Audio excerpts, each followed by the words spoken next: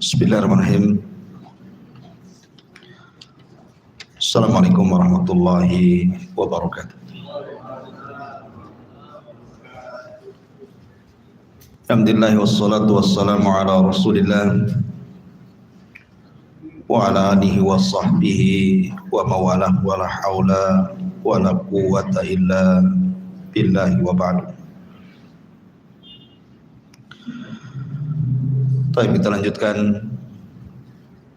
kajian kita, masih membahas tafsir dari surah Al-Baqarah, dan kita masuk pada ayat ke 38. A'udzubillahi minasyaitonirrajim. Bismillahirrahmanirrahim. Qul nahbitu minha jami'an fa imma ya'tiyannakum minni hudan faman tabi'a hudaya fala khaufun 'alaihim wala hum yahzanun walladzina kafaru wa kadzdzabu bi ayatina ulaika ashabun nar hum fiha khalidun.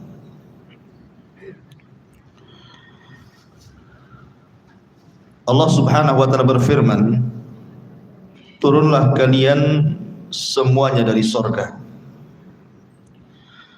Kemudian jika benar-benar datang petunjukku kepada kalian, maka barang siapa yang mengikuti petunjukku, tidak ada rasa takut pada mereka dan mereka tidak akan bersedih hati.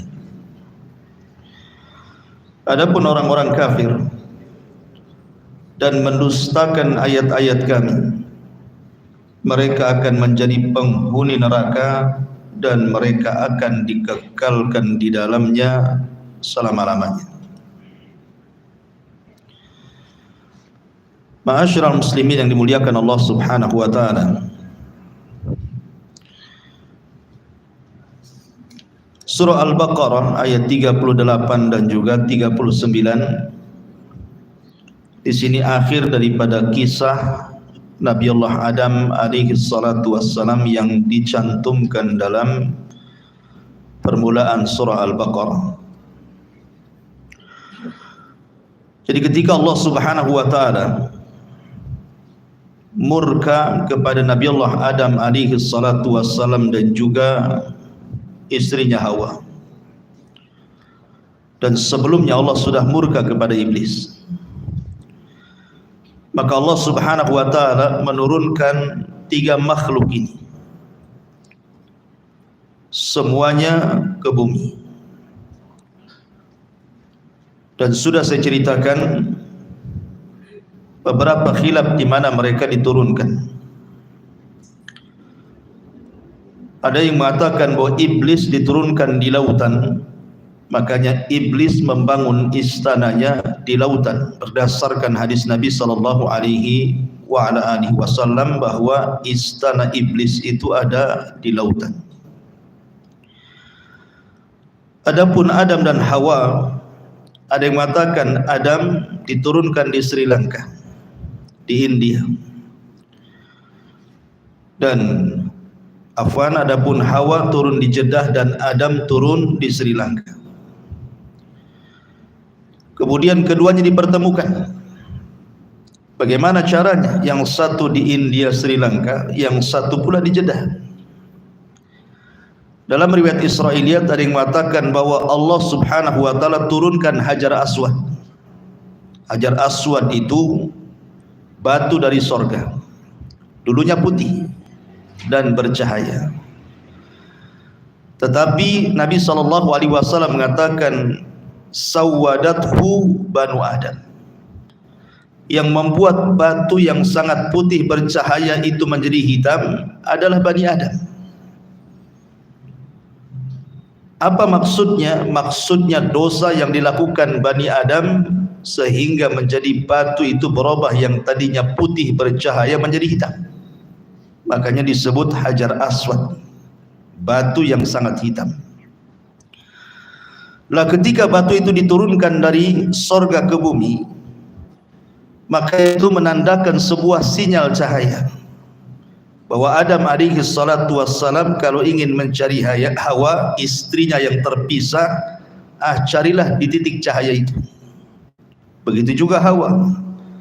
Akhirnya kemudian berjumpalah di Arafah. Maka disebut Arafah karena saling mengenal. Maka daerah itu disebut Arafah. Di Arafah inilah kemudian Allah Subhanahu wa taala menurunkan kalimat yang pertama kali diturunkan Allah dan dibacakan oleh Adam dan Hawa. Kalimat apa itu? Kalimat taubat. Dan Allah Subhanahu wa taala berfirman, "Fatalaqqa Adamu mir rabbih kalimatin fataba alaihi innahu huwa tawwabur rahim." Maka Allah Subhanahu wa taala mengajarkan kepada Adam beberapa kalimat. Ada yang mengatakan kalimat ini adalah doa yang kita sering baca. Rabbana zalamna anfusana wa illam taghfir lana wa tarhamna lanakunanna minal khasirin. Doa pengakuan dosa dan permintaan ampun kepada Allah. Maka setelah Allah Subhanahu wa taala ampuni dosa keduanya, baru kemudian keduanya bertolak ke mana? Ke Ka'bah. Dan Ka'bah sebelumnya sudah dibangun malaikat. Dan Hajar Aswad diturunkan di situ. Maka tawaflah kemudian Adam dan Hawa di sekitar Ka'bah. Inilah yang menjadikan kemudian bahwa bumi pertama kali manusia beribadah adalah di sekitar Ka'bah. Makanya Ka'bah itu menjadi mulia karena disitulah bumi pertama kali diibadahi oleh manusia Adam dan Hawa. Terlebih kemudian kemuliaan Ka'bah ini bertambah-tambah saat dilahirkan Nabi SAW. Dan bertambah-tambah kemuliaannya saat diangkatnya Nabi menjadi Nabi dan Rasul. Dan bertambah-tambah kemuliaannya saat Ka'bah kemudian dibebaskan dari segala jenis kesyirikan pada Fathu Mekah. Dan bertambah-tambah kemuliaannya saat Ka'bah dijadikan kiblat bagi seluruh kaum muslimin. Dan bertambah-tambah kemuliaannya saat seluruh manusia setiap tahun datang untuk melaksanakan haji. Itulah Ka'bah. Disitulah Adam pertama kali beribadah kepada Allah Subhanahu wa ta'ala. Ma'asyiral muslimin yang dimuliakan Allah Azza wa Jalla, tidak mungkin Adam dan Hawa hidup berdua, harus memiliki keturunan. Makanya kemudian Allah Subhanahu wa ta'ala menganugerahkan kepada Adam 40 putra dan putri. Dan Allah anugerahkan setiap kehamilan selalu kembar. Jadi Hawa itu hanya melahirkan 20 kali saja. Tapi sekali melahirkan laki-laki dan perempuan. Dan itu hikmah, keinginan dan kehendak Allah Subhanahu wa ta'ala. Karena Adam alaihi salatu wassalam itu diberikan usia panjang. Dalam hadis yang sahih, ketika Allah Subhanahu wa ta'ala menciptakan Adam alaihi salatu wassalam, Allah usap punggungnya. Kemudian keluar ruh dari punggung Adam itu. Ruh-ruh yang akan menjadi anak keturunannya sampai kiamat.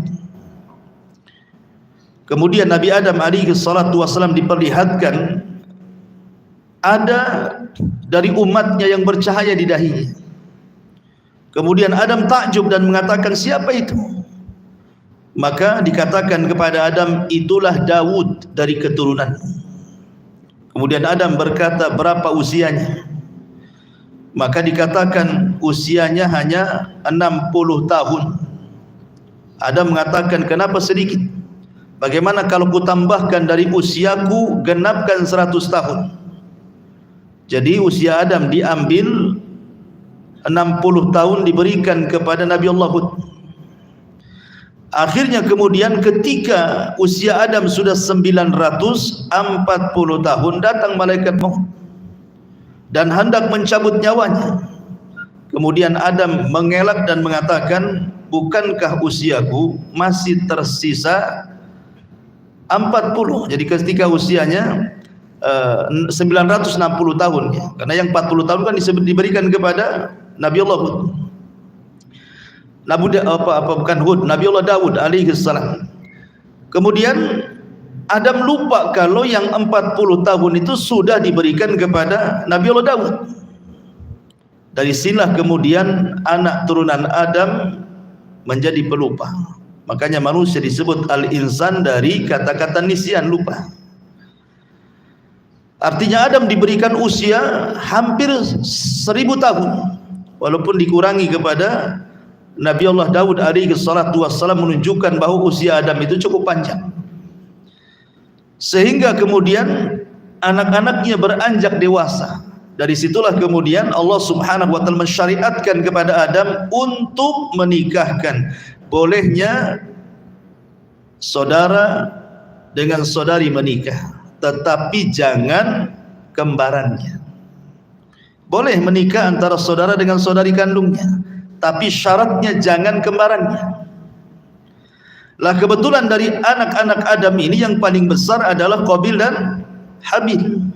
Ada yang mengatakan Qabil itu kakaknya, ada yang mengatakan Habil itu ayahnya, atau sebaliknya, wallahu a'lam.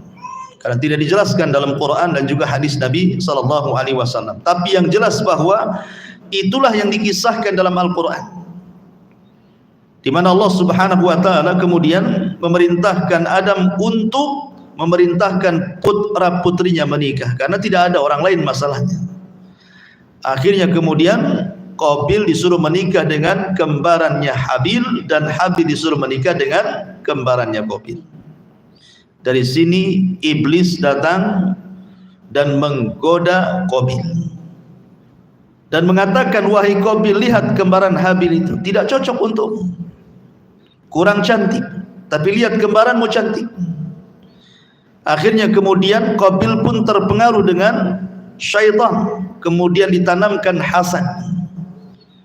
Makanya para ulama mengatakan seperti Imam Ibnul Qayyim rahimahullahu ta'ala, bahwa penyakit hati yang pertama kali muncul di langit dan muncul di bumi adalah hasad. Adapun di langit hasadnya iblis kepada Adam, adapun di bumi hasadnya Qabil kepada Habil. Makanya kenapa hasad itu sangat bahaya dalam Islam, sampai Nabi SAW mengatakan, iyyakum wal hasad, hati-hati kalian jangan hasad, karena hasad itu bisa membakar pahala kalian seperti api membakar kayu bakar, kata Nabi. Ma'asyiral muslimin yang dimuliakan Allah Azza wa Jalla. Akhirnya kemudian Qabil pun marah. Dia datang kepada saudaranya Habil, mulailah mengancam, kalau engkau tetap mengambil sembahku, la aqtulannak, saya akan bunuh kamu. Tapi Habil adalah orang baik, dia mewarisi sifat-sifat Nabi Adam alaihi salatu wassalam. Tentu kalau kita punya anak banyak, mungkin kita punya anak 5 atau 6 atau 7, tentu di antara anak-anak kita itu pasti ada yang salah satunya yang kita sukai. Mungkin kecerdasannya, mungkin ketampanannya, pasti adalah. Pasti hati kita itu cenderung kepada salah satu dari mereka. Apalagi kalau seandainya sudah tampan, baik, cerdas, hafal Quran, oh, tentu makin senang kan begitu.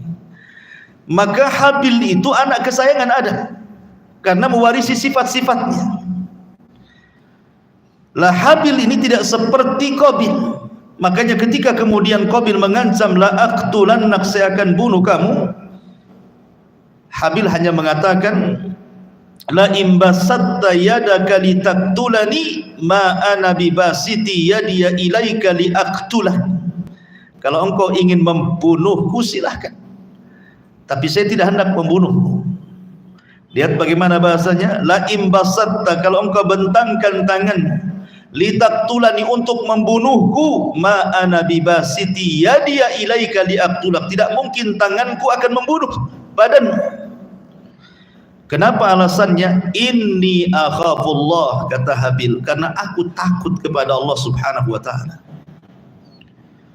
Inni akhafullah, saya takut kepada Allah. Ma'asyiral muslimin yang dimuliakan Allah azza wa jalla. Dari sini kemudian, karena melihat kondisi Qabil dengan Habil ini cekcok, maka Adam alaihi salatu wassalam berusaha untuk mencari solusi. Berdoalah dia kepada Allah subhanahu wa ta'ala. Akhirnya Allah subhanahu wa ta'ala mensyariatkan kepada Adam untuk disampaikan kepada dua putranya untuk berkurban. Siapa yang diterima kurbannya, maka dia berhak memilih pasangannya. Akhirnya kemudian Habil berkurban dengan kambing yang sangat gemuk, yang sangat indah, yang sangat baik. Tapi Qabil, karena dia adalah petani, sementara Habil kan peternak, dia mengambil buah-buahan, tapi karena sudah hasad sebelumnya dan dia menganggap bahwa ini rekayasa ayahnya, sehingga dia tidak sungguh-sungguh dalam berkorban. Dia mengambil buah-buahan sesuka hatinya. Harusnya kalau ini adalah persembahan kepada Allah azza wa jalla, dia mempersembahkan yang terbaik, kan begitu. Tapi karena sudah sakit hati, sudah hasad, maka dia asal-asalan kurbannya. Akhirnya Allah subhanahu wa ta'ala hanya menerima kurbannya Habil dan menolak kurbannya Qabil. Dari sini Allah subhanahu wa ta'ala berfirman, watlu alaihim naba abnai adam bilhaq idh qarraba qurbanan fatukubbila min ahadihima walam yutaqabbal minal akhar. Allah mengatakan, bacakan ya Muhammad kepada mereka tentang kisah dua putra Adam, maksudnya Qabil dan Habil. Ketika keduanya berkurban, tapi Allah subhanahu wa ta'ala menerima kurban salah satunya dan menolak kurban yang lainnya. Kenapa? Karena salah satu dari putra Adam yang bernama Habil betul-betul berkurban karena takwa, sementara Qabil berkurban bukan karena takwa. Makanya kemudian Habil mengatakan, innama yataqabbalullahu minal muttaqin, sesungguhnya Allah subhanahu wa ta'ala hanya menerima kurbannya dari hamba-hamba Allah subhanahu wa ta'ala yang bertakwa. Dari sini pentingnya sebuah kaidah atau sebuah faedah, bahwa di dalam berinfak itu harus didasari takwa dan ikhlas kalau ingin diterima. Karena itu syarat Allah subhanahu wa ta'ala, tayyibun la yakbalu illa tayyiban. Allah itu baik, tidak menerima kecuali yang baik-baik. Termasuk juga keikhlasan daripada orang yang berkorban. Habil ini orangnya ikhlas, kurbannya juga baik, diterima oleh Allah. Tetapi Qabil ini sudah tidak ikhlas karena hasad, yang dikorbankan pun tidak baik, ditolak. Makanya ada ulama mengatakan, kalau seandainya sepanjang hidupku aku tahu satu kali sujud saja diterima oleh Allah subhanahu wa ta'ala, itu sudah cukup bagiku. Kalau seandainya seluruh ibadahku aku tidak tahu diterima atau tidak, tetapi aku tahu bahwa satu kali sujud saja, sujud ini diterima oleh Allah subhanahu wa ta'ala, itu sudah cukup. Kenapa? Karena tidak mungkin Allah subhanahu wa ta'ala menerima sebuah ibadah kecuali karena dia takwa. Berarti ketakwaan itulah yang menjadikan amalan kita diterima. Tapi masalahnya kan kita tidak tahu amalan mana yang diterima oleh Allah, kan kita tidak tahu. Karena kita tidak pernah ditampakkan mana yang diterima, mana yang ditolak, kan? Karena kita tidak tahu mana yang ditampakkan, mana yang ditolak, makanya Kata Nabi SAW, la tahkiranna minal ma'rufi syai'an walau antalqa akhaka biwajhin talqin. Jangan remehkan sekecil apapun kebaikan, walaupun hanya melemparkan senyum kepada saudaramu. Boleh jadi senyum kita kepada saudara kita itu pula yang menjadikan jalan kita membuka pintu surga, kan? Karena terkadang amalan besar itu mudah tersentuh ria, tapi amalan kecil itu terkadang lebih ikhlas dibandingkan amalan yang besar. Maka jangan remehkan sekecil apapun kebaikan. Ma'asyiral muslimin yang dimuliakan Allah Azza wa Jalla, singkat cerita, akhirnya kemudian betul-betul Qabil pun kemudian melaksanakan sumpahnya di hadapan Habil.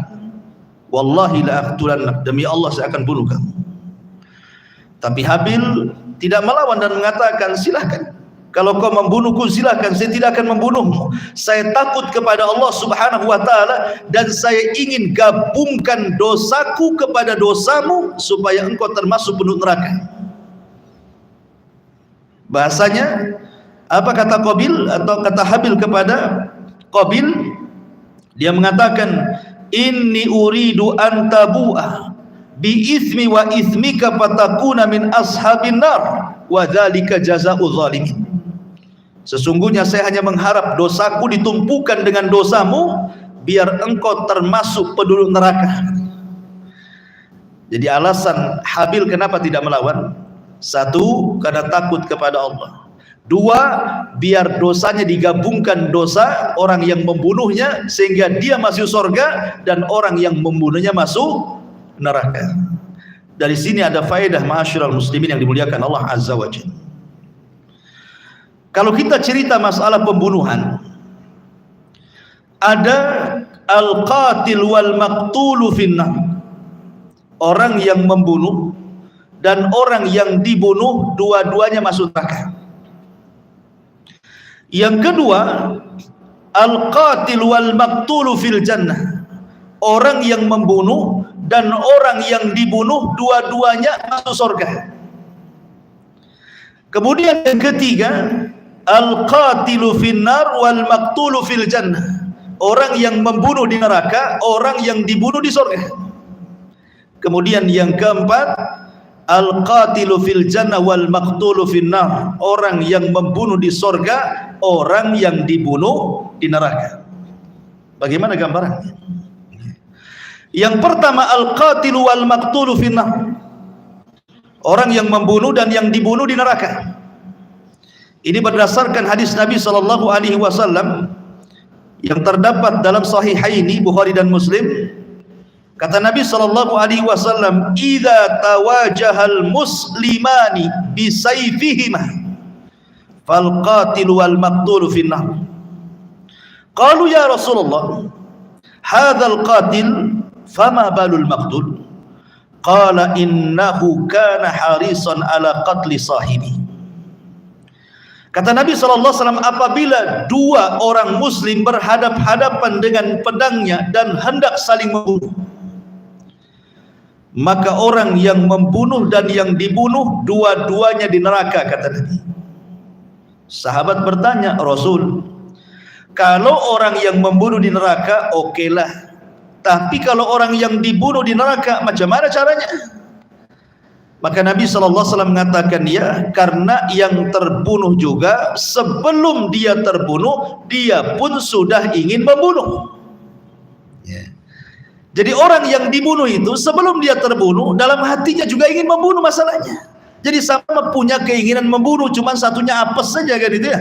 Satunya apes dia, makanya dia yang terbunuh. Tapi dua-duanya masuk neraka. Ini gambaran yang pertama. Gambaran yang kedua, al-maqtul, al-qatil wal maqtulu fil jannah, orang yang membunuh dan orang yang dibunuh dua-duanya masuk surga. Al-Imam Muslim meriwayatkan dalam sahihnya dari Abi Hurairah radhiyallahu anhu, di mana Allah Subhanahu wa taala, yadhaqullahu ila rajulain yaqtulu ahaduhuma al-akhar kilahuma yadkhulul jannah.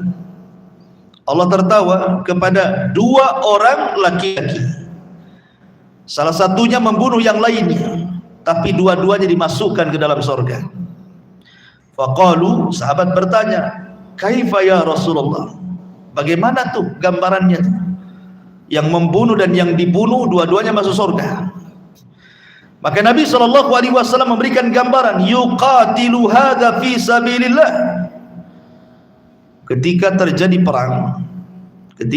perang antara muslim dan kafir, yang muslim ini kemudian mati gugur, orang yang mati dalam pertempuran mati syahid, masuk surga. Tsumma yatubullahu 'alal qatil. Tiba-tiba kemudian yang membunuhnya tobat, masuklah dia ke dalam Islam. Kemudian fayuqatilu fi sabilillah fayustashhad, maka dia pun kemudian setelah masuk Islam ikut perang lagi, tetapi di kubu orang Islam dia pun gugur juga, mati syahid. Maka dua-duanya di surga, kata Nabi. Itulah al-qatil wal maqtulu fil jannah, yang membunuh dan yang dibunuh masuk surga. Yang ketiga, orang yang membunuh di neraka dan orang yang dibunuh di surga. Sama seperti orang dalam jihad. Orang kafir membunuh orang Islam yang dibunuh dalam peperangan syahid, yadkhuluna al-jannah bighairi hisab, masuk surga tanpa hisab. Kemudian yang membunuh orang kafir ini, yang membunuh orang kafir setelah membunuh orang Islam, dia pula terbunuh juga dia. Saling bunuh-bunuhan kan? Tapi yang satu orang kafir, yang satu muslim, dua-duanya mati dalam jihad. Maka yang kafir ini masuk neraka karena kekafirannya, yang muslim masuk surga karena kesyahidannya. Itulah al-qatilu finnar wal maqtulu fil jannah, orang yang membunuh di neraka, orang yang dibunuh masuk surga. Kemudian yang terakhir kebalikannya, al-qatil fil jannah wal maqtulu finnar, orang yang membunuh masuk surga, orang yang dibunuh masuk neraka. Sama-sama saat jihad juga. Di mana orang Islam membunuh orang kafir, selesailah dia, orang kafir masuk neraka. Kemudian orang yang membunuh ini terus dia di atas keislaman sampai dia mati, maka dia masuk surga. Ma'asyiral muslimin yang dimuliakan Allah Azza wa Jalla, adapun kasusnya Qabil dan Habil, ini masuk pada gambaran yang pertama, kasusnya Qabil dan Habil. Kenapa Habil ini masuk surga dan Qabil masuk neraka? Karena yang ada keinginan membunuh itu siapa? Qabil. Habil itu tidak ada keinginan membunuh. Kalau seandainya Habil ada keinginan membunuh, masuk sabda Nabi, dua-duanya neraka. Tetapi Habil itu tidak ada keinginan membunuh. Dari mana kita tahu? Dari perkataan beliau, Habil, la imbasatta yadaka litaqtulani ma ana bibasiti yadiya ilaika liaqtulak inni akhafullah. Kalau engkau ingin membunuh silahkan, tapi saya tidak akan membunuhmu karena saya takut kepada Allah. Dari situ Habil tidak ada keinginan untuk membunuh. Maka Habil masuk surga, Qabil masuk neraka. Bahkan Qabil harus menanggung dosa yang sangat besar. Perhatikan sabda Rasul dari Abdullah bin Mas'ud radhiyallahu anhu. Nabi SAW bersabda, la tuqtalu nafsun zulman illa kana ala ibni adam al-awwal kiflun min damiha li'annahu kana awal man sannal qatlah. Siapapun yang membunuh dengan cara zalim, siapapun yang membunuh dengan cara zalim, kecuali anak Adam yang pertama si Qabil, akan dapat bagian dosanya karena dia orang yang pertama kali mencontohkan membunuh.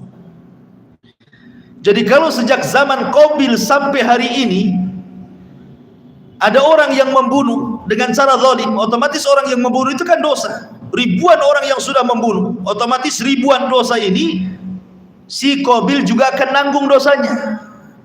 Kenapa? Karena dia yang ngasih contoh keburukan. Sementara Nabi SAW bersabda, "Man sanna sunnatan sayyi'atan falahu wizruha wa wizru man amila ba'dahu la yanqusu min auzarihim syai'a," kata Rasul. Barang siapa yang mencontohkan keburukan, maka dia dapat dosa, dan dosa orang yang mencontohnya tanpa mengurangi dosa mereka sedikit pun, dan begitu seterusnya. Berarti Qabil ini banyak nih dosanya, karena setiap dosa pembunuh itu dia dapat bagiannya tuh. Maka jangan memberikan contoh keburukan kemudian ditiru orang, maka orang yang menirunya dapat dosa dan orang yang menirukan pertama dapat bagian dosanya. Auzubillah. Jadilah orang-orang yang mencontohkan kebaikan, jangan jadi pencontoh keburukan. Ma'asyiral muslimin yang dimuliakan Allah Subhanahu wa taala. Setelah kemudian Qabil pun ketika dibunuh oleh Qabil dengan cara pengecut. Padahal dalam beberapa sirah itu dijelaskan, badan Habil itu sebenarnya lebih besar, lebih kekal. Kalau seandainya mau berkelahi, Qabil itu kalah sebenarnya. Ya, kita melihat dari postur tubuh gitu ya, dan kekuatan. Tetapi pembunuhan Qabil itu kan secara pengecut, di mana ketika Habil sedang tertidur, diambilnya batu besar kemudian dipukulkan di kepalanya sampai hancur mati. Lebih parah lagi, kemudian dibiarkan jasadnya begitu saja. Ada yang mengatakan menurut riwayat Mujahid, sebab Qabil membunuh Habil ini, Allah Subhanahu wa taala akhirnya menyegerakan azabnya di dunia sebelum di akhirat. Dengan cara apa? Tiba-tiba betisnya tertekuk dengan pahanya, dia tidak bisa jalan. Kemudian wajahnya ke atas dan tidak bisa dikembalikan, dia tersengat sinar matahari. Itulah dosa zalim. Kata Nabi SAW, tidak ada dosa, kata Nabi SAW, ma min dzambin ajjalallahu uqubatahu fid dunya qabla al-akhirah al-baghyu wa qati'atur rahim. Tidak ada dosa yang disegerakan balasannya di dunia sebelum akhirat kecuali kezaliman dan pemutus silaturahim. Allah segerakan. Ya. Hati-hati dua dosa ini, melakukan kezaliman pada orang ataupun memutus silaturahim. Makanya Imam Zahabi rahimahullahu taala menyebutkan di dalam kitab Al-Kabair, dosa-dosa besar. Kitabnya judulnya Al-Kabair. Imam Zahabi menceritakan tentang seseorang yang melakukan kezaliman. Jadi ada orang zalim merampas ikan nelayan. Kemudian dia mengancam, kalau engkau tidak memberikan kubur. Nelayan ini orang lemah, orang zalim ini orang kuat, terpaksalah dikasihkan. Kemudian sang zalim ini dengan bangganya, dengan sombongnya membawa ikan itu bawa pulang. Tidak sadar di tengah jalan ikan yang mati Allah hidupkan, tiba-tiba menggigit jarinya. Dia rasa gigitan itu biasa saja, hanya berdarah sedikit, ya sudah biasa saja, pulang ke rumah. Dimasak ikan itu, dimakan dengan lahapnya tanpa punya perasaan dosa. Di malam harinya bekas gigitan itu baru terasa. Dia pun merasakan sakit, kesakitan yang luar biasa yang tidak ada yang tahu rasa sakitnya kecuali Allah. Menjerit-jerit. Keesokan harinya dia datang ke dokter, ke tabib. Ke dokter, bukan ke dukunnya. Kemudian kata tabib, kata dokter ini, itu gigitan ikan ada virusnya. Itu sudah menjalar ke telapak tangan, harus diamputasi. Kalau tidak diamputasi akan menjalar ke pergelangan sampai ke jantung mati kan. Subhanallah. Baru kemarin dia melakukan kezaliman, jarak 1 hari sudah dipotong tuh tangannya. Itulah kadang-kadang Allah menyegerakan kan dosa kezaliman. Dikiranya setelah dipotong telapak tangannya sembuh, tidak juga. Beberapa hari kemudian menjalar lagi sampai ke sikut dia. Balik lagi ke tabib, kata tabib itu harus diamputasi lagi. Akhirnya dipotong juga sikutnya. Beberapa hari lagi tidak sembuh juga, ternyata menjalar sampai di bahunya.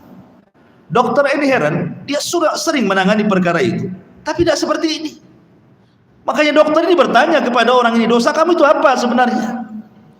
Akhirnya bercerita tentang kezalimannya mengambil ikan nelayan itu. Kata dokter, subhanallah, seandainya ketika ikan itu Allah hidupkan dan menggigit jarimu, kau langsung serahkan ikan itu, minta ampun, minta maaf, kau tidak perlu datang ke sini. Ya, tapi ini semua sudah takdir Allah Azza wa Jal. Sebelum ku potong bahumu, sebaiknya kau datangi nelayan yang kau ambil ikannya itu, minta maaf, minta redhonya. Mudah-mudahan dengan cara itu Allah sembuhkan penyakitmu. Cari dia. Ya. Setelah ketemu, akhirnya dia mengatakan, samihni ya fulan, maafkan dosa-dosaku wahai fulan. Lah ini bingung, siapa orang ini? Kemudian diceritakan, saya seorang orang zalim yang telah mengambil ikanmu pada waktu-waktu yang kemarin-kemarin, tolong maafkan saya.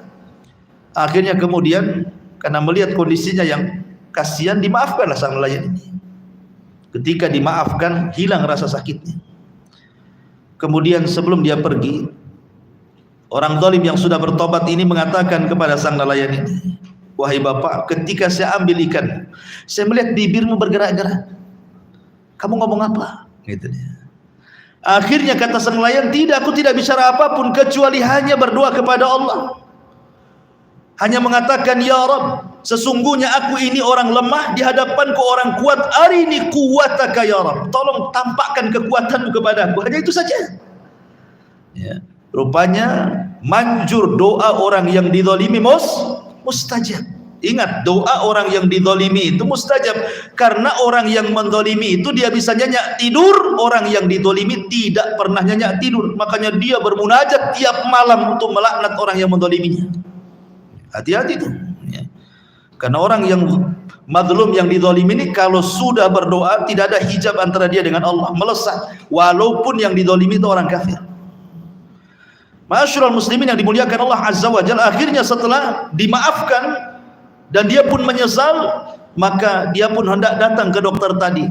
Tapi sebelum dia datang ke dokter tadi, menghabarkan bahwa sakitnya sudah hilang, dia datang ke orang-orang, datang ke pasar-pasar, datang ke keramaian orang dan mengatakan, man ra'ani falam yadlim minhu ahada. Siapapun yang melihat aku, tolong jangan berbuat zalim.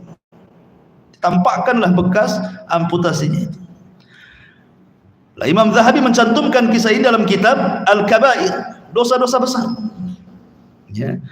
Nah di sini lihat bagaimana Habil ketika dibunuh oleh Qabil secara zalim, maka Allah berikan hukuman kepada Qabil kan itu. Makanya Rasul mengatakan tidak ada dosa yang disegerakan hukumannya di dunia sebelum akhirat. Salah satunya al-baghyu, kezaliman, wa qati'atur rahim, dan orang yang memutus silaturahim. Ketika kemudian Qabil sudah membunuh Habil, maka disinilah cerita peradaban dimulai. Manusia mulai terpisah jadi dua. Setelah Qabil membunuh Habil, dia malu berjumpa dengan Adam bapaknya. Akhirnya dia bawa istrinya kembarannya untuk menjauh dari kabilahnya Adam yang ada di perbukitan. Dia memilih ke lembah. Akhirnya kemudian Qabil dan juga istrinya beranak pinak di lembah itu, sementara Adam alaihi salatu wasallam berada di perbukitan dan bersama anak dan cucunya. Disitulah kemudian terpisah antara dua kabilah, kabilah Adam dan kabilah Qabil, satu di bukit, satu di lembah. Dan Adam mulai memberlakukan tidak boleh orang bukit kemudian turun ke bawah. Ma'asyiral muslimin yang dimuliakan Allah Subhanahu wa taala. Ketika kemudian Qabil sudah beranak pinak di atas, Nabi Adam kemudian berada di atas, dan Adam mendengar bahwa Habil terbunuh oleh Qabil, maka Adam merasa sedih luar biasa. Uznan hazanan syadid. Dia sedih sekali. Dari situ dia berdoa kepada Allah Subhanahu wa taala. Tiba-tiba kemudian Allah Subhanahu wa taala merintahkan Adam untuk menggauli Hawa, dan Hawa pun kemudian mengandung kembali. Rupanya Allah Subhanahu wa taala hendak menghadiahkan kepada Adam pengganti Habil. Maka lahirlah kemudian seorang anak yang disebut dengan hibatullah, hadiah dari Allah sebagai pengganti Habil. Siapa namanya? Syith alaihi salam. Dialah kemudian yang akan menjadi nabi setelah Adam. Namanya Nabiullah Syith. Pakai shin besar ya, sa, Syith namanya. Alaihi salam. Itulah nabi kedua setelah Adam, sebelum Idris. Lah Nabiullah Syith ini ikhwatu fillah yang dimuliakan Allah Subhanahu wa taala, dijelaskan bahwa dia diberikan sahifah. Awalnya dia mengikuti syariatnya Adam alaihi salatu wassalam, tetapi setelah kemudian besar, Syith kemudian diberikan kitab oleh Allah Subhanahu wa taala berupa suhuf. Dan itu digambarkan dalam sebuah riwayat di mana dijelaskan oleh para ulama, di antaranya riwayat Imam Ibnu Hibban dari hadis Ibrahim ibn Hisham dari Yahya ibn Yahya al-Ghassani. Dia mengatakan, haddatsana abi, telah menceritakan kepada kami bapakku, an jaddi, dari kakekku, an Abi Idris al-Khawlani, dari Abi Idris al-Khawlani, an Abi Dzar al-Ghifari, dari sahabat Abi Dzar al-Ghifari radhiyallahu anhu. Dia mengatakan, dakhaltul masjid, kata Abi Dzar, aku masuk ke masjid Nabi. Fa idza Rasulullah sallallahu alaihi wasallam jalisun wahdah, aku melihat Rasul sedang duduk sendirian. Maka aku hampiri Rasul. Kemudian kata Abi Dzar, dia mengatakan, ya Rasulullah, kam kitaban anzalallahu. Rasul, berapa sih kitab yang Allah turunkan itu? Maka Nabi sallallahu alaihi wasallam mengatakan, mi'atu kitabin wa arba'atu kutubin. Allah turunkan 100 suhuf dan 4 kitab. 100 suhuf dan 4 kitab. Kemudian kata Rasulullah SAW, unzila ala Syith khamsuna sahifatan wa unzila ala Akhnuh. Akhnuh itu maksudnya Idris. Thalathuna sahifatan wa unzila ala Ibrahim asyru wa unzila ala Ibrahim asyru sahaif wa unzila ala Musa qabla Taurati asyru sahaif wa unzila Taurat wal Injil waz Zabur wal Furqan. Kata Nabi sallallahu alaihi wasallam, Allah turunkan 100 suhuf dan 4 kitab. Diturunkan kepada Nabi Syith 50 suhuf. Diturunkan kepada Idris 30 suhuf. Diturunkan kepada Ibrahim 10 suhuf. Diturunkan kepada Musa 10 suhuf, bukan Taurat. Kemudian Allah turunkan Taurat setelahnya, kemudian Injil, kemudian Zabur, kemudian Quran. Hadis ini dikatakan oleh Al-Hafidh Ibnu Rajab rahimahullahu taala, walaupun hadis ini dikeluarkan oleh Imam Ibnu Hibban dalam sahihnya, di dalam Al-Ihsan fi Taqrib Sahih Ibnu Hibban, tapi ada catatan dari Imam Ibnu Rajab Al-Hambali dalam Fathul Bari, wa qad ruwiya min wujuhin muta'addidatin an Abi Dzarrin wa kulluha la takhlu min maqali. Memang banyak riwayat tentang jumlah kitab yang turun itu, tapi semua ada perbincangan para ulama tentang sanadnya. Tapi intinya bahwa Nabi Allah Syith diturunkan kepada Syith ini 50 sahifah, 50 lembar kitab yang datang dari Allah Subhanahu wa taala. Dengan 50 lembar inilah kemudian Nabi Syith berdakwah, mengajak manusia ke dalam tauhid, mengajak manusia kepada akhlak yang baik. La ma'asyiral muslimin yang dimuliakan Allah Azza wa Jalla, Nabi Syith ini dikenal memang semangat berdakwah dan mewarisi akhlak Adam. Karena ketika Nabi Syith dilahirkan, dia kan masih berjumpa dengan Adam, masih berjumpa ratusan tahun dengan Adam alaihi salatu wassalam, sehingga memungkinkan Adam mendidik Nabi Allah Syith akhirnya menjadi seorang nabi. Bahkan ketika kematian Adam alaihi salatu wassalam dijelaskan, Ketika Adam alaihi salatu wassalam meninggal dunia, Adam ini kan masih teringat dengan sorga, karena pernah tinggal di sorga masalahnya. Jadi teringat dengan sorga. Jadi dia ngomong sama anak-anaknya, keluarlah kalian, carilah di luar, barangkali ada buah-buahan sorga, bawa kemari. Maka anak-anaknya kemudian nurutlah apa kata bapaknya, karena itu adalah wasiat terakhir kan. Keluarlah anak-anaknya mencari buah-buahan yang mirip dengan buah-buah surga. Di tengah jalan berjumpa dengan malaikat. Kemudian kata malaikat, ila aina tadhhabun, pergi ke mana kalian? Kemudian anak-anaknya ada mengatakan, termasuk sis di situ gitu ya. Kami diperintahkan bapak kami, karena dia sedang sakaratul maut, untuk mencari buah-buahan seperti buah-buah sorga. Kata malaikat, lah ketika itu di tangan malaikat ada kain kafan dari sorga, ada wewangian dari sorga, sudah membawa perlengkapan fardu kifayah. Jadi kata malaikat ini, kembali kepada rumah kalian, sesungguhnya ayah kalian sebentar lagi mau meninggal. Akhirnya anak-anaknya kemudian datang, dan malaikat maut sudah datang kepada hadapan Adam alaihi salatu wassalam. Ketika melihat itu malaikat, Adam meminta kepada istrinya untuk menyingkir.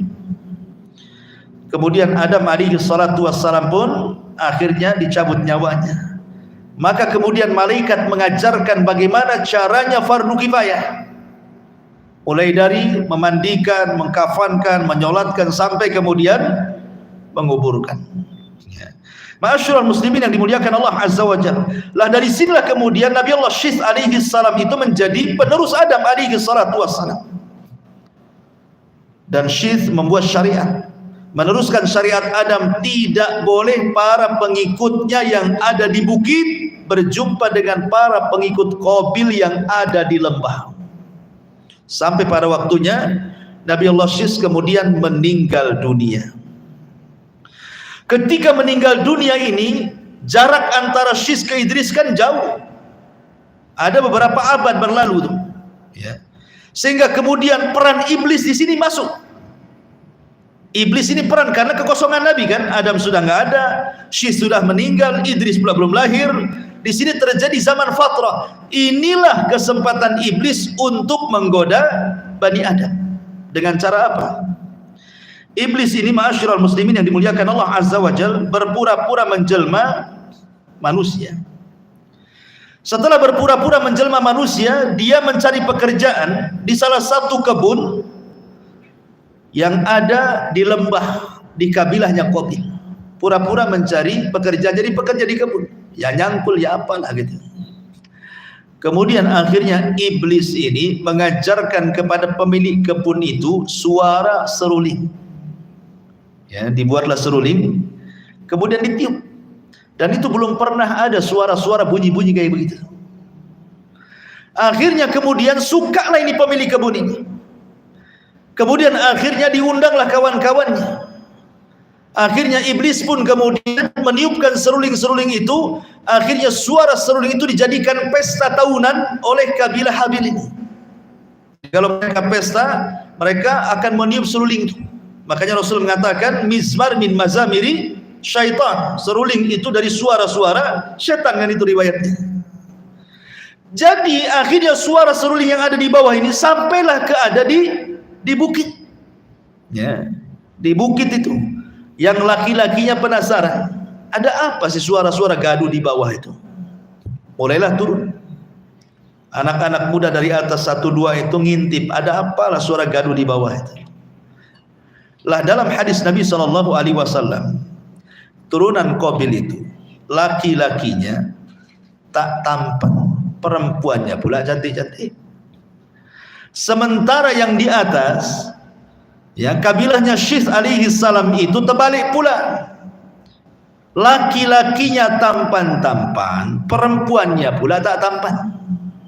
Ya. Akhirnya kemudian yang laki-laki yang tidak tampan ini belum pernah melihat perempuan yang cantik. Yang cantik pula belum pernah melihat laki-laki tampan. Masalahnya si tampan dan si cantik ketemu, jatuh cinta. Akhirnya terjadilah perzinahan pertama di dunia. Berzinah mereka antara yang ada di bukit dengan yang ada di lembah ini. Akhirnya terjadi perzinahan. Awalnya dari musik, berakhir dengan perzinahan.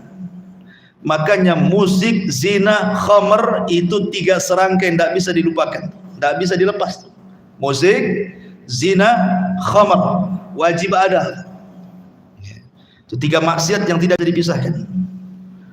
Sebab kalau seseorang kemudian minum tanpa musik, geleng-geleng nggak asik. Harus ada musiknya, harus geleng-geleng. Habis mabuk baru zina. Naudzubillah. Akhirnya kemudian terjadi kerusakan. Tapi subhanallah, Allah masih menjaga akidah kaum muslimin. Belum ada kesyirikan. Mereka tidak bisa digoda untuk melakukan kesyirikan. Karena kesyirikan itu terjadi setelah berlalu 1000 tahun antara Nabi Adam ke Nabi Nuh alaihi salatu wassalam. Di zaman itu kalau maksiat ada, ya, maksiat musik, maksiat perzinahan, minum khamar itu ada di situ. Tapi belum ada kesyirikan hebatnya di situ. Belum ada kesyirikan, hanya dosa-dosa besar saja. Akhirnya semakin rusak, makin sedikit yang baik yang di atas, makin banyak pula yang jahat di bawah. Di sini Allah Subhanahu wa taala kemudian utus kepada mereka Nabi Allah Idris alaihi salatu wassalam. Setelah beberapa generasi itu, baru Allah Subhanahu wa taala utus Nabi Allah Idris alaihi salatu wassalam. Idris itu dikatakan Idris, namanya kan Anuh, tadi sudah dikatakan namanya Anuh. Tetapi Idris disebut Idris li kathratid dirasah, karena banyak belajar dia. Idris itu banyak baca, banyak nulis. Karena dia orang yang pertama nulis dengan pena. Dia orang yang pertama baca, mempelajari ilmu bintang, bukan ahli nujum, bukan. Kalau nujum itu dukun, ya ilmu falak gitu ya. Kemudian juga dia orang yang pertama kali menjahit baju. Antum jangan gambarkan seperti gambaran orang-orang yang membuat film primitif bahwa Adam itu telanjang, Hawa telanjang. Ini menghina bapak kita. Adam itu sudah pakai baju di sorga. Kemudian ketika diturunkan ke bumi juga Allah katakan di dalam Al-Quranul Karim, ya bani Adam qad anzalna alaikum libasan yuwari sawatikum warisan walibasut taqwa dzalika khair. Allah mengatakan dalam Al-Quran, wahai bani Adam, kami turunkan kepadamu pakaian.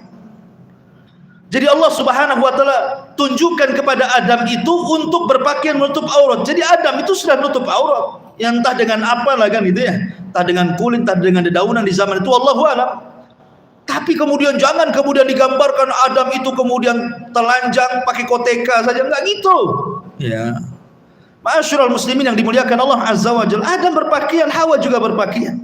Ya cuma ditutup dengan dedaunan dan begitu seterusnya gitu. Karena ada orang yang kemudian membuat film Adam Hawa semua dua-duanya telanjang. La ilaha illallah. Ya. Ma'asyiral muslimin yang dimuliakan Allah Azza wa Jalla, maka kembali ke kisah Idris. Jadi ketika Nabi Allah Idris alaihi salatu wassalam kemudian diutus, maka Idris berusaha memperbaiki kondisi. Bagaimanapun yang dihadapi Idris ini berat sekali.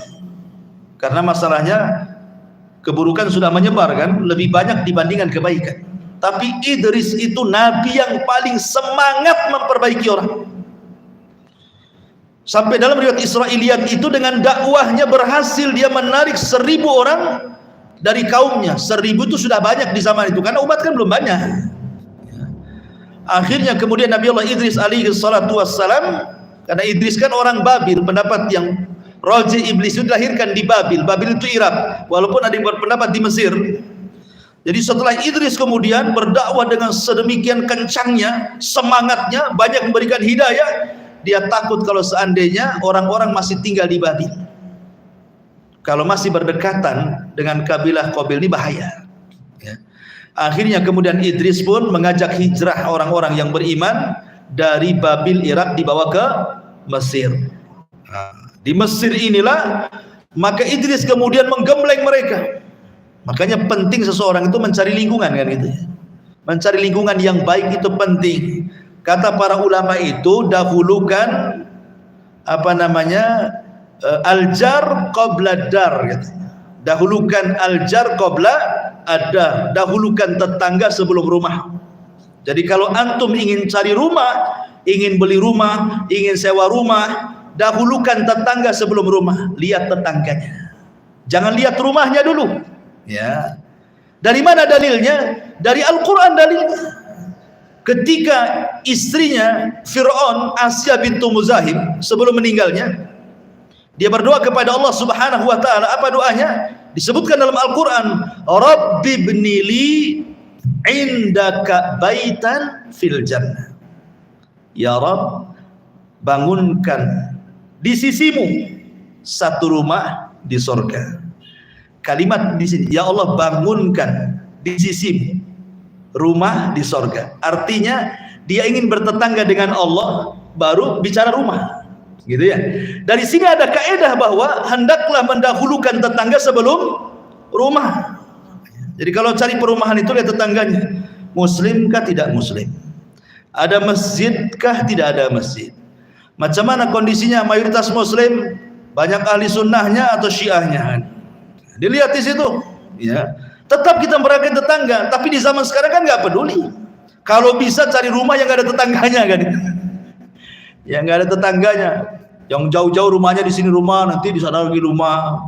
Kadang-kadang sesama tetangga nggak kenal, sampai mati nggak kenal.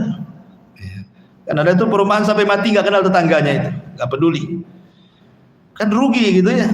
Pada Rasul itu diwasiati Jibril itu untuk supaya berbuat baik ke tetangganya, sampai Rasul menyangka tetangga itu jadi ahli warisnya kan itu.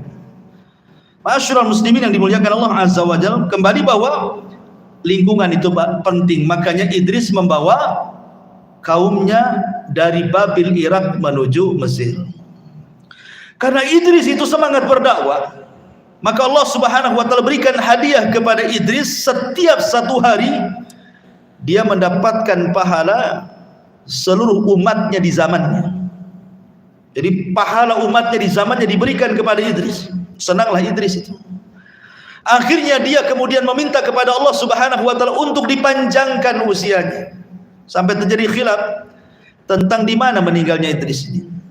Ada yang mengatakan bahwa ketika Idris menginginkan usianya dipanjangkan, dia datang kepada malaikat yang selalu bersamanya. Ada yang mengatakan Jibril, ada yang mengatakan yang lainnya, untuk dipertemukan dengan malakul maut.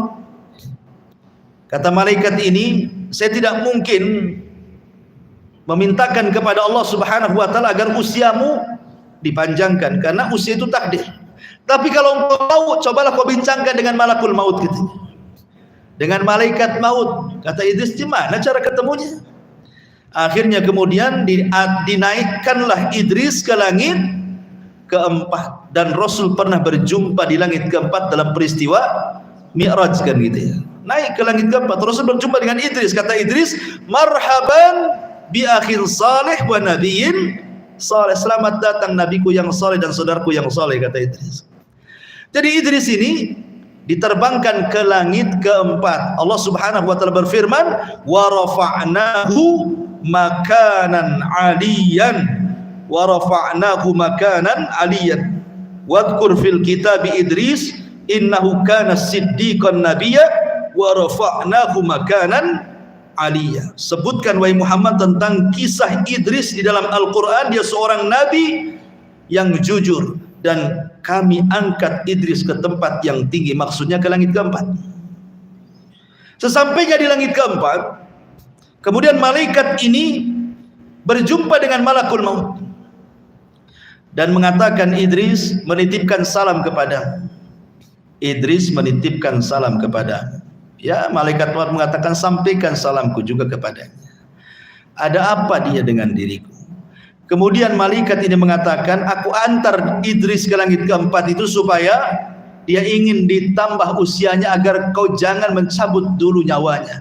Subhanallah, kata malakul maut, baru saja Allah memandatkan kepadaku untuk mencabut manusia di langit keempat. Aku heran, mana ada manusia di langit keempat. Rupanya Idris itu maksudnya. Kemudian malaikat maut mengatakan kepada malaikat yang membawa Idris, bagaimana aku akan menambah usianya sementara dia sudah ditakdirkan usianya tinggal kedipan mata, katanya. Ketika malaikat yang mengantar Idris ini kemudian hendak kembali ke Idris, Idris sudah mati. idza jaa ajaluhu la yastakhiruna sa'atan wa la yastaqdimun. Kalau ajal itu sudah datang, tidak mungkin maju, tidak mungkin mundur, pas waktunya, tidak bisa ditawar-tawar. Nabi Idris saja tidak bisa nawar, apalagi kita. Ya, karena Allah mengatakan hatta idza balagha tara wakila mantra. Hatta idza balagatit tara wakila mantra. Kalau nyawa sudah di sini, di tenggorokan, nggak ada yang bisa mengembalikan ke bawah. Wakila mantra, siapa yang bisa meruqyah hadir kembalikan rohnya? Nggak bisa. Ya, pasti mati orang itu. Karena sudah ditetapkan kan kematian. Maka Idris akhirnya meninggal di langit keempat dan tidak pernah turun. Ini satu pendapat. Pendapat yang kedua, Idris itu tidak dicabut nyawanya, tapi dia diangkat ke langit keempat. Wa rafa'nahu makanan 'aliyya, dan kami angkat ke tempat yang tinggi. Maksudnya Idris dibiarkan hidup sama dengan Nabi Isa. Ya, dinaikkan gitu saja. Dia tidak mati. Nanti matinya di akhir zaman. Ada juga yang mengatakan Idris itu mati di bumi. Tidak ada mati di langit, mati di bumi. Semua manusia itu mati di bumi. Makanya Adam saja harus diturunkan dari sorga ke bumi supaya mati di bumi. Maka Idris itu mati di bumi. Adapun kemudian kalimat wa rafa'nahu makanan 'aliyya, kami angkat Idris ke tempat yang tinggi, maksudnya Allah tempatkan Idris di sorga, ya, di sorga yang paling tinggi. Ya, jadi penafsiran seperti itu. Jadi yang dua kisah Israiliyat dan yang terakhir ini keumuman dalil bahwa manusia mati di bumi, ya, termasuk Adam dan yang lainnya. Karena Quran tidak menyebutkan mati di langit. Itu kan kisah Israiliyat, ya. Tapi yang jelas bahwa ma'asyiral muslimin yang dimuliakan Allah Subhanahu wa taala, dari sini maka dapat kita faedah setelah kematian Idris alaihi salatu wassalam, maka manusia tetap di atas tauhid. Tapi kemudian setelah Idris sudah berlalu zamannya, kekosongan para nabi, tidak ada nabi dan rasul lagi. Hanya ada orang-orang yang meneruskan syariat Idris alaihi salatu wassalam, maka bergoncanglah hati manusia karena tidak ada rujukan, tidak ada nabi lagi masalahnya. Disitulah hadir sebagai pewaris para nabi, para ulama, orang-orang soleh. Lah kebetulan pewaris para nabi, orang-orang soleh dari kaumnya Idris itu ada keluarga yang disebut dengan Wud, keluarga Wud, ya. Quran membahasakannya Wad. Allah mengatakan la tadarunna waddan wala suwa'an wala yaghutsa wa ya'uqa wa nasra, dalam surah Nuh itu, ya. Inilah 5 orang soleh ini yang tersisa. Ini satu keluarga ini, bapaknya Wad, Suwa, Yagus, Ya'uq, Nasr, ini anak-anaknya. Mereka lah yang meruskan perjuangan dakwah Idris alaihi salatu wassalam untuk mengajak manusia ke dalam tauhid.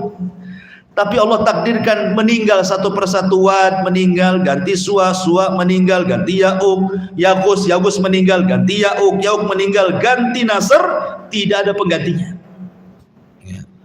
Sehingga disitulah iblis ada kesempatan. Selama ini iblis tidak bisa menyimpangkan Bani Adam sejauh kecuali hanya sekedar dosa besar. Untuk berbuat syirik tidak bisa. Di sini ada kesempatan. Generasi pertama dipengaruhi dan mengatakan, Idris datang kepada mereka menjelma orang soleh. Karena ketika itu, karena semangatnya mereka kepada orang-orang soleh ini, akhirnya kemudian mereka mendambatkan hati kepada mereka, tidak ada penggantinya. Sehingga iblis datang, sebaiknya kalian buatlah patung, ya, supaya diingatkan jasa-jasa mereka, gitu, ya. Letakkan di satu tempat. Jadi sekali-kali kalian kalau ingat mereka itu datang ke situ. Jadi kalau melihat patung mereka itu, semangat lagi ibadah kalian. Terpengaruh pula dengan was-was syaitan. Betul-betul dibuat 5 patung, diletakkan di satu tempat khusus, diziarahi. Tidak ada kesyirikan, hanya menziarahi, melihat semangat. Kalau udah futur melihat semangat, gitu, ya.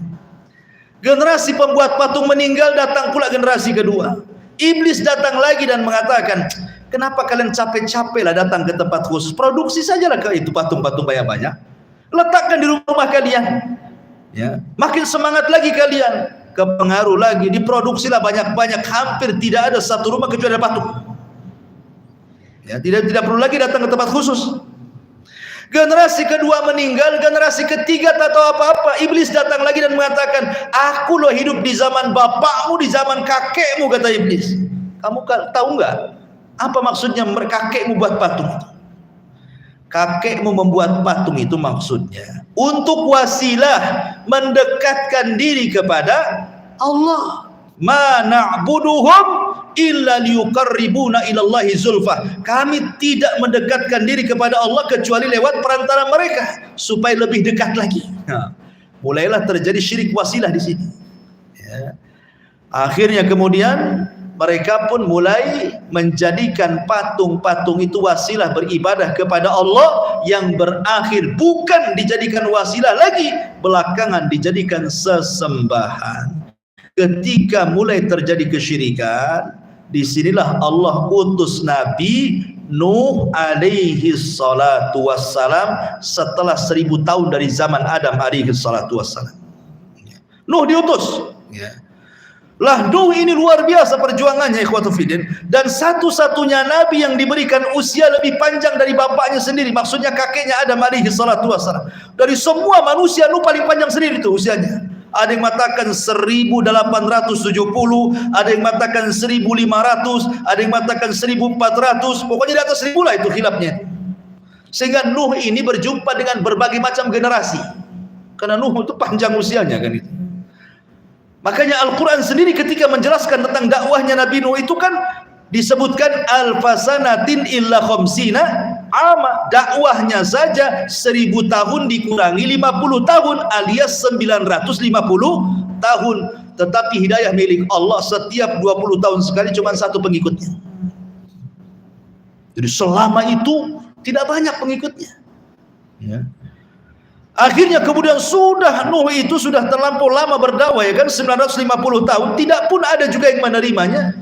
Malah semakin berani kaumnya hendak membunuhnya. Disinilah Nuh alaihi salatu wasallam berdoa kepada Allah, Rabbi inni maglubun fantasir. Ya Rabb, aku sudah mau dikalahkan kaumku, tolong aku. Maka Nuh alaihi salatu wasallam berdoa, maka Allah Subhanahu wa taala berikan mukjizat kepada Nuh berupa kapal. Ada yang mengatakan, namanya riwayat Israiliyat, kapal itu ditanam oleh Nuh. Dari biji kemudian tumbuh 100 tahun, setelah 100 tahun diserut, setelah 100 tahun berikutnya 40 tahunnya membuat kapal. Ini cerita Israiliyat, ya kan? Kalau Quran tidak mengatakan seperti itu. Quran itu yang mengatakan ya Allah turunkan kapal gitu saja. Ya. Allah turunkan bahan-bahannya, kemudian Nuh merangkainya. Jadi bukan diambil dari hutan, enggak. Makanya ada sebagian ulama salaf mengatakan ada makhluk-makhluk Allah itu yang tidak diciptakan dari yang lainnya. Maksudnya seperti hewan dari ibu bapaknya, tidak, dia langsung ada. Seperti untanya Nabi Saleh, enggak ada ibu bapaknya, langsung keluar dari batu kan gitu ya. Kemudian yang kedua tongkatnya Musa, langsung turun dari surga. Kemudian kapalnya Nabi Nuh, ada yang mengatakan seperti itu. Wallahu a'lam. Ya. Intinya bahwa mujizat Nabi Nuh itu membuat perahu. Disitulah terjadi sukhriyah. Karena Nuh kan sudah tidak berdakwah lagi ya. Karena dia langsung manut dengan Allah, disuruh merangkai kapal, dia rangkai. Disinilah kemudian terjadi mulai cemoohan-cemoohan dari kaumnya dan mengatakan, ya Nuh, dulu engkau seorang nabi, kok sekarang jadi tukang kayu? Cemana ceritanya katanya. Jadi diolok-olok gitu ya. Apa sudah resign jadi nabi, kok sekarang jadi tukang mebel gitu. Dibuat diolok-olok ya kan, nggak tahu kalau itu adalah perintah Allah. Setelah pada waktunya Allah Subhanahu wa taala meminta Nuh untuk memasukkan hewan yang berpasang-pasangan, kemudian juga burung-burung dan juga manusia yang beriman, anak-anaknya kecuali istri dan anaknya Kanan yang kufur. Disitulah terjadi banjir bandang tupan yang luar biasa. Maka tidak ada manusia yang hidup kecuali tenggelam. Yang selamat satu dunia itu hanya di perahu Nuh. Makanya Nuh disebut Abul Bashar Ats-Tsani, bapak manusia kedua setelah Adam. Kenapa? Karena tidak ada populasi manusia kecuali yang di kapal itu masalahnya. Yang di kapal itu pun yang mendapatkan berkah dari Allah, keturunan manusia dari 3 putra Nuh, Syith, Syam, Ham, dan Yafis. Nuh itu punya 4 putra, Syam, Ham, Yafis, Kan'an. Kan'an ini kufur sendiri. Sampai ketika Kan'an ini memilih agama ibundanya. Nah, terkadang hati-hati kalau punya istri ini anak kadang-kadang terpengaruh kan. Si Kan'an ini ikut ibunya dia. Ya. Makanya ketika kemudian Nuh alaihi salatu wassalam mengatakan irkam ma'ana, masuk ya Kan'an. Apa kata Nuh? Sa'awi ila jabal. Tidak perlu, saya akan naik ke gunung. Nggak akan sampai tuh banjir itu ke atas gunung. Naik dia ke gunung. Tapi Nuh mengatakan la asimal yaum, tidak ada yang selamat wahai Kan'an. Tidak akan selamat. Masuk. Nuh masih berhajat bahwa Kan'an masuk ke dalam kapalnya bisa didakwai dapat hidayah kan itu. Karena sayangnya Nuh kepada anaknya. Tapi Allah Subhanahu wa taala mengatakan innahu laisa min ahlik, dia bukan keluargamu, pergi. Ditinggallah. Ya, tenggelam mati dia. Akhirnya ketika perahunya bersandar di Bukit Judi Irak, kemudian turun gitu ya, maka dari cikal bakal manusia dari 3 keturunan Nuh, itulah yang melahirkan banyak manusia, Syith, Ham, Syam, dan Yafis. Dari sinilah semua umat manusia kembali kepada 3 nasabnya putra Nuh. Ya. Maka dari putra Nuh ini kemana-mana muncullah para nabi setelahnya. Ada Ibrahim, ada Hud, ada Saleh, ada Syuaib, ada nabi-nabi Bani Israel, sampai kepada Rasul kita Muhammad sallallahu alaihi wasallam. Inilah rangkuman bagaimana Allah Subhanahu wa taala mengutus para nabinya dari bapak kita Adam alaihi salatu wassalam. Wallahu alam. Baik, sebelum saya tutup, silahkan kalau ada yang bertanya.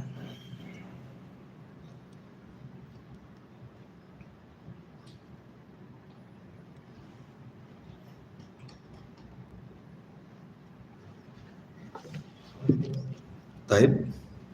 Kalau cerita tentang anak-anaknya Nabi Adam jelas saling silang gitu, mengembangkan manusia. Kalau dari itu enggak. Kalau putra-putra Nuh alaihi salatu wassalam itu berpencar. Ya, ada yang mengatakan bahwa satu perahu itu banyak perempuannya, laki-lakinya cuman putra-putra Nuh saja. Karena kemudian putra-putra Nuh ini kemudian menyebar. Ya, sehingga menyebar inilah Rasul mengatakan bahwa Arab dari keturunan Syam, bangsa Arab, dan seluruh para nabi dari keturunan Syam, semua para nabi. Ya.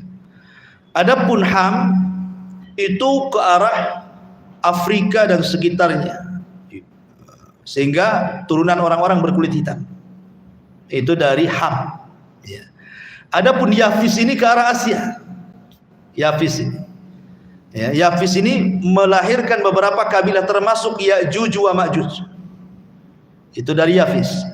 Ya, orang-orang Afrika, orang-orang Asia kayak kita ini turunan Yafis. Makanya ada orang yang menyangka jangan-jangan Cina itu Ya'juj wa Ma'juj katanya. Tidak. Cina pula Ya'juj wa Ma'juj ya. Ya'juj wa Ma'juj kabilah tersendiri, dia sudah dibenteng oleh Dzulqarnain di sebuah tempat yang tidak ada yang kecuali Allah, dan akan keluar nanti itu tanda-tanda kiamat besar. Tanda-tanda kiamat besar. Karena ada orang yang kemudian mentakwil hadis-hadis akhir-akhir zaman itu dengan takwilan yang aneh-aneh. Dajjal itu bukan manusia, Dajjal itu simbol barat katanya. Oh, itulah simbol barat, Dajjal. Dajjal itu manusia. Makanya Rasul SAW menyamakan dengan manusia. Sebutkan ciri-cirinya. Termasuk Ya'juj Ma'juj. Ya, disebutkan ciri-cirinya kan. Mereka seperti bangsa Turuk, bulat-bulat seperti orang Asia. Jadi anak-anaknya Nuh menyebar satu dunia ini ya, semua kembali kepada 3 putra Nuh alaihi salatu wassalam. Wallahu a'lam. Baik, sampai di sini kita tutup. Subhanahu wa bihamdika asyhadu an la ilaha illa anta astaghfiruka wa atubu ilaik. Allahu